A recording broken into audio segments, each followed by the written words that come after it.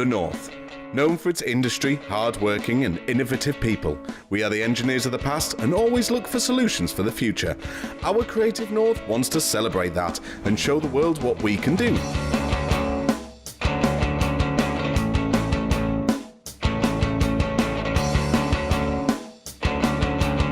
Hi and welcome to Creative North. My name's James Ellis. We've got a fantastic show for you today. First up, we send Andrew Duncan to meet Rosie, who's a costume designer for the circus. And our business of the week is Paul Windle's Creative Art Studio, and they do some amazing work for people like Marvel and Disney. But let's go to Newcastle. Hi, I'm Andrew Duncan, I'm 16 and I'm a first year fashion student from Sunderland College. Today I'm hoping to learn some techniques from making costume designs and how I can use them within the fashion industry. Hiya. Hi, I'm Rosie. Nice to meet you. Nice to meet you. My name's Rosie Bristow and I work as a freelance costume designer. People don't really know this, but the fashion industry is one of the biggest contributors to the creative industry economy. I made most of my money in the fashion industry. Well, it wasn't the fashion industry, it was the wig industry. What I've got set out here is a goldfish costume, which that's the design for it. And it's for a show that the Five Ring Circus are doing next week at the British Juggling Convention. So this is what we're aiming for. And I've actually got another one that I've made in the window in the next room. So we can go and have a look at like what the finished product's meant to look like. Yeah. So a lot of this was made for the show which we're taking to the Juggling Convention, which we performed last year as part of Juice Festival. So they used to go with the garment that we're making? Yeah, so the one we're making is going to be exactly like this one, which is a goldfish costume. Yeah. So that we're making like one of those essentially. Is there a story behind the ones like these? Kind of jackets almost. This one I made for Madame LeBonch, who is the stage persona of Helen, who runs Circus Central. So it's kind of like a ringmaster's outfit that she wears on stage.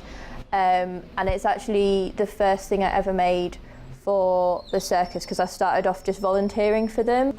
This one is, again, it's for Circus Central, and it goes with a collection of outfits that are all out of this material. Yeah. It's a whole collection of outfits for stilt walking, so obviously it goes with like massive trousers and that kind of thing.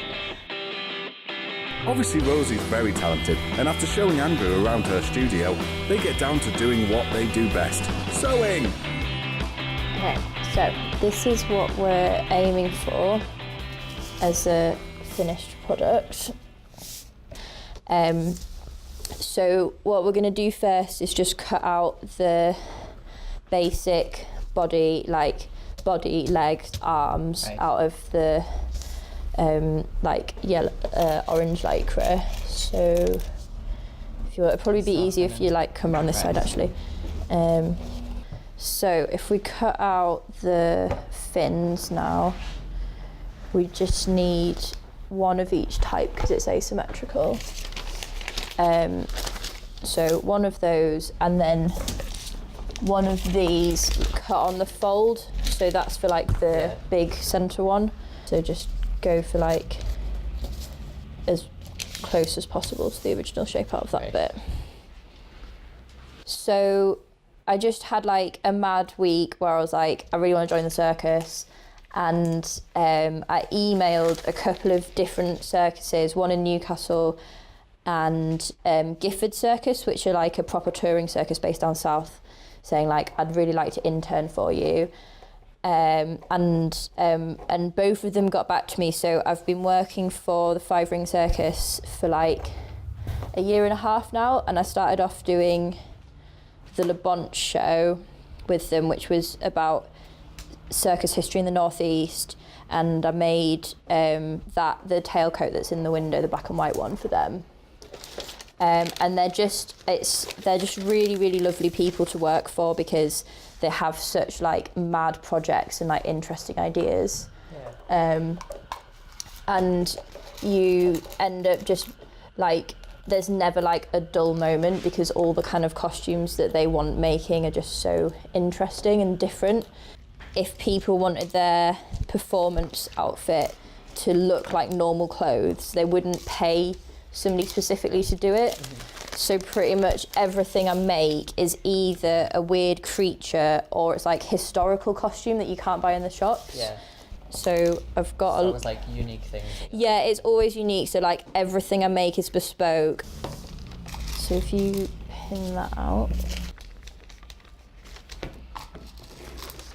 The other really good thing about Lycra is it doesn't fray at all, so you can cut out like whatever crazy shapes you want and you don't have to spend, like you don't have to edge it at all.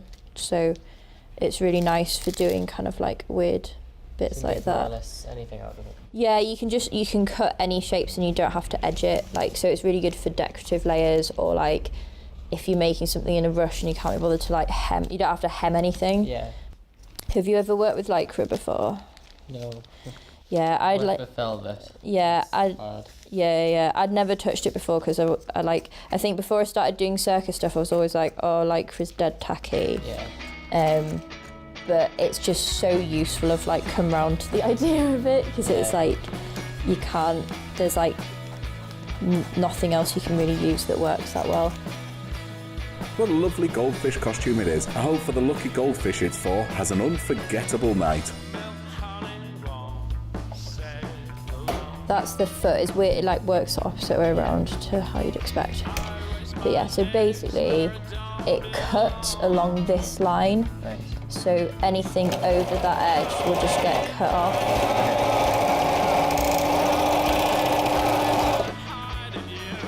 And then that's what you end up with. So you don't need to do the straight edge, but just like start there and go round all the like shaped bits up to like there. And then on the big one, do like the edge of the whole thing. Right. Like all the way around. Like, yeah, all the way around the whole thing. So if you put the foot down first, like onto the fabric.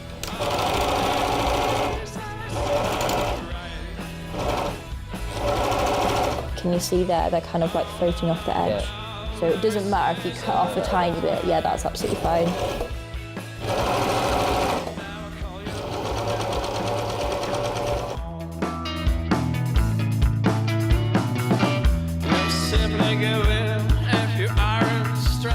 And the final touches are happening on the costume. And Andrew's got a few questions for Rosie. So what have we made today then, Rosie? So we have made a goldfish outfit for somebody doing a aerial silk sacks. Right. Is this for the circus and is it going in at the circus? Yes, it is. It's for a show which we're doing this weekend at the British Juggling Convention with the Five Ring Circus. All right. And it's so is it going to be part of like a show? yeah. So the show's called The Fantastic Fairground of Fishy Feet. Right. A bit of a mouthful. And there's quite a surreal dream sequence in it with lots of goldfish. So this is the surreal dream sequence goldfish outfit. So what happens to all the leftover fabric? That's once you made it. So like little tiny bits will just go in the bin, but I'm a bit of a hoarder, so I tend to just keep all the extra bits.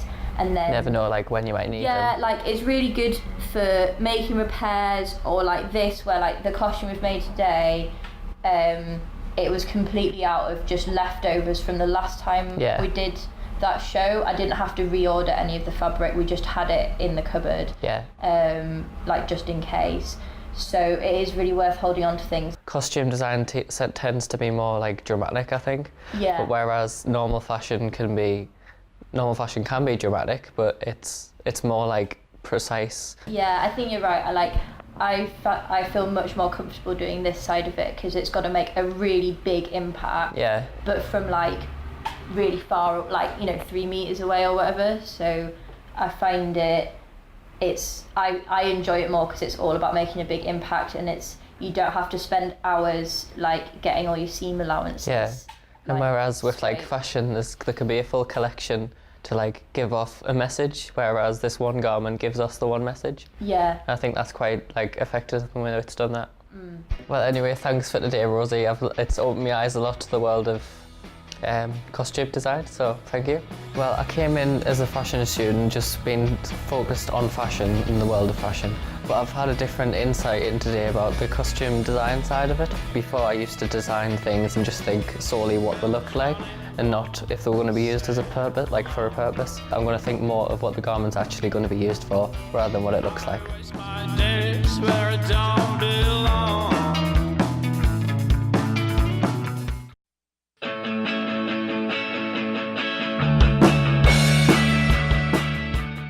And our business this week is Paul Windle's Creative Art Studio. We caught up with creative director Keith Opie to have a chat about the business. I'm Keith Opie, obviously work for Paul Windle Design, and I'm creative director. John Dyer, senior artist and director at Paul Windle Design. My role has changed quite a bit since I first started. Obviously I was just a designer when I started, and unfortunately Paul himself died and the company became owned by his son. We got together as a group because Paul had built such a good team around him. Seemed crazy to break that team up, so we got together and decided to stay together. I went into graphic design at college and various graphic design places after college, and I was in a job that I hated basically. Somebody told us about the Paul Windle website and I thought, you know, I might just give those a ring and see if they need anybody. They didn't, but they asked us to come in the next day, and within the hour I had a job. My first job was working for a company called the Design Group. Within that I became rather good at airbrushing. When the computers came in, and I was sort of kept still doing odd bits of spray work, and the computers people were doing more and more on the computers, so my role diminished. So I made a decision to go out and buy a computer of my own and basically self-teach myself how to use it. Picked it up quite easily.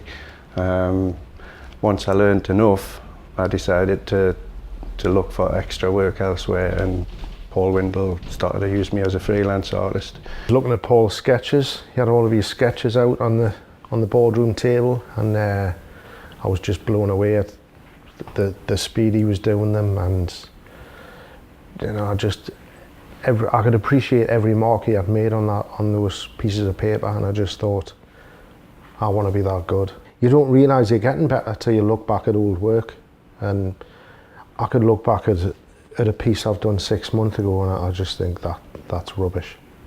But you know, in the eyes of somebody else it might look amazing, but to me I'm not happy unless I'm progressing. It's fantastic. You cannot sort of beat it. I have to pinch myself now and again just to remind myself that I'm doing a job. Basically what we jokingly say is we're colouring in. It is a fantastic privilege to be just drawing and doing creative art all day, every day.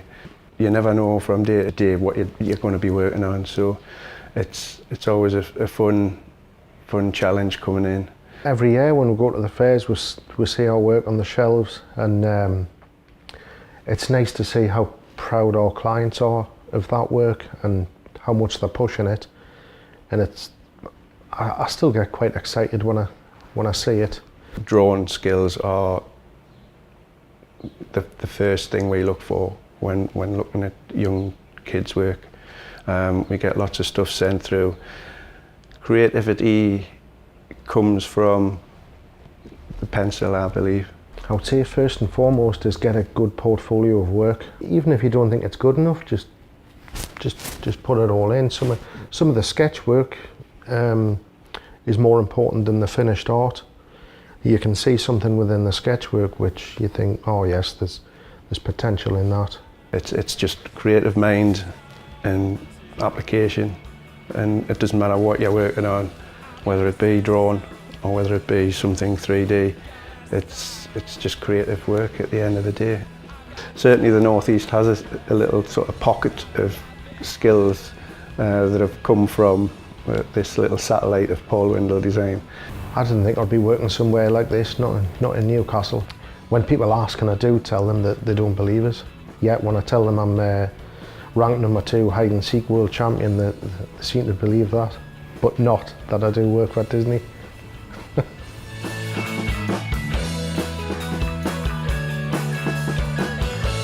And now for a recap. Andrew Duncan met Rosie Bristow from the Five Ring Circus, and together they designed a goldfish costume, which would look great on my goldfish. I really enjoy making really silly costumes. After I graduated, I wrote to a couple of different companies and asked if I could just do a sort of internship and make them some costumes for free and like learn a bit about how circus costumes work. When I did my first paid work, which was for them, that kind of gave me the confidence to think, actually I can do this as a job. Like, it doesn't matter that I don't have a piece of paper saying I've got a degree in it, because I've got like several years of experience of doing it.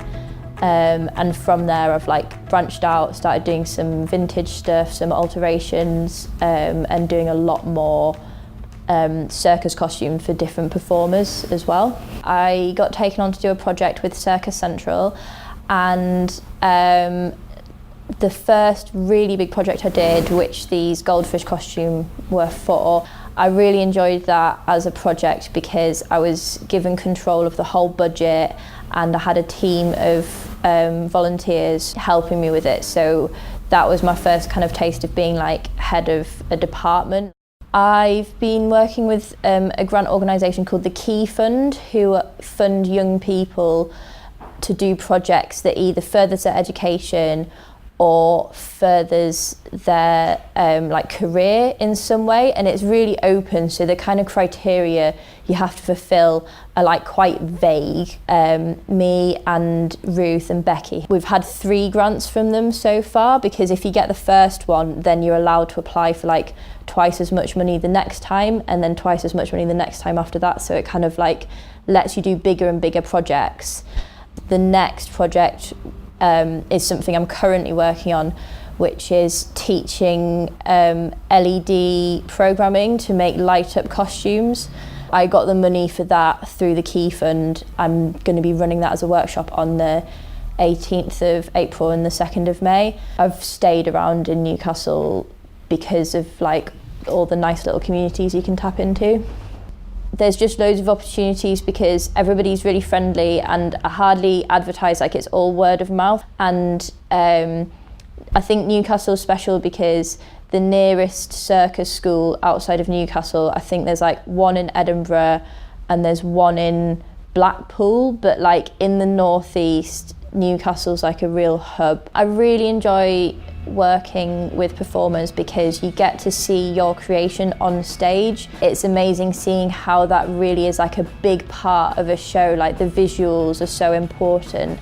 I like working with people because you get like immediate feedback of like whether they like it or not, and like you get audience feedback as well, so that's really good. I would like to expand this business to like maybe involve a few more people, so it's not just me. Like I've recently taken on one of my friends, Karen, who's like really good at social media. So I think my next step is trying to get like a proper website, not just a Facebook page. I'm like totally focused in Newcastle pretty much. Luckily there's like enough performers around that I haven't yet run out of things to do. I like having the freedom to kind of like let my imagination come up with some really stupid things and then people having to wear them on stage.